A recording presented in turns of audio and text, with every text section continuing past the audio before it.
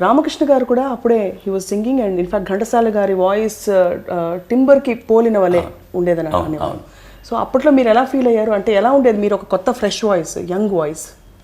నాకు బాగా జూనియర్ మా రామకృష్ణ. తను వచ్చిన కొత్తలో నాకు బాగా అవకాశాలు తగ్గిపోయాయి. ఎందుకంటే ఇంట్రడ్యూస్ చేసింది నాగేశ్వరరావు గారి సినిమాలు. నాగేశ్వరరావు గారికి పాడుతున్నారు, నాగేశ్వరరావు గారికి పాడుతున్నారు కాబట్టి రామారావు గారు పాడించారు. అలాగే ఇంకా ఆయన బాగా సపోర్ట్ చేసిన ఆర్టిస్టులు కృష్ణరాజు గారు, శోభన్ బాబు గారు. సో అప్పుడున్న నలుగురు పెద్ద ఆర్టిస్టులకు ఆయన పాడడం మొదలెట్టారు. అప్పటికి నేను ఒకటో రెండో నాగేశ్వరరావు గారు, రామారావు గారు పాడాను కానీ విరివిగా పాడలే. బట్ శోభన్ బాబు గారికి, కృష్ణరాజు గారికి నేనే పాడుతున్నాను రెగ్యులర్గా. అవి టోటల్గా పోయింది నాకు. ఒక్క కృష్ణ గారే నన్ను అంటి పెట్టుకున్నది అనమాట, ఒక కృష్ణ గారు. So there was a lot of dip in my number of songs. కేవలం కామెడీ సాంగ్స్, కృష్ణ గారి పాటలకు మాత్రమే పరిమితం అయ్యాను. ఒక విషయం మాత్రం చెప్పాల్సింది ఏంటంటే కృష్ణ గారి గురించి చెప్పాలండి. One day he called me and మీరు ఇబ్బంది పడుతున్నారని అడిగారు. ఎవరండి, ఏ ఆర్టిస్ట్ అడగరు అలాగా.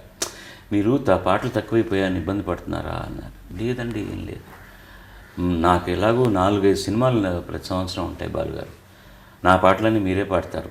బట్ ఒక చిన్న రిక్వెస్ట్, అది కూడా కండిషన్ అనలే, చిన్న రిక్వెస్ట్. ఏంటి సార్, నాకు పాడిన తర్వాత మిగతా హీరోల సినిమాల్లో కూడా మిమ్మల్ని పాడమంటే ఆ సినిమాల్లో కమెడియన్స్కి పాడకండి అన్నారు.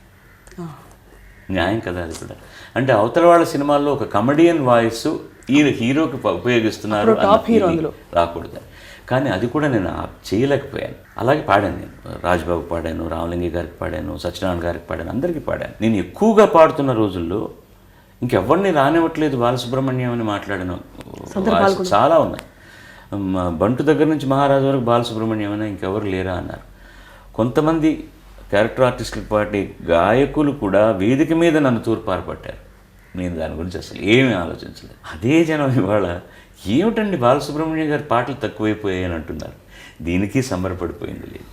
The thing is, you are needed, you will be definitely given an chance. ఈ ఇండస్ట్రీలో ఎవరికి ఫేవర్స్ చేయరండి, ఎవరు ఫేవర్స్ చేయరు. మీతో పని ఉంటే మీ సర్వీసెస్ ఉపయోగించుకుంటారు.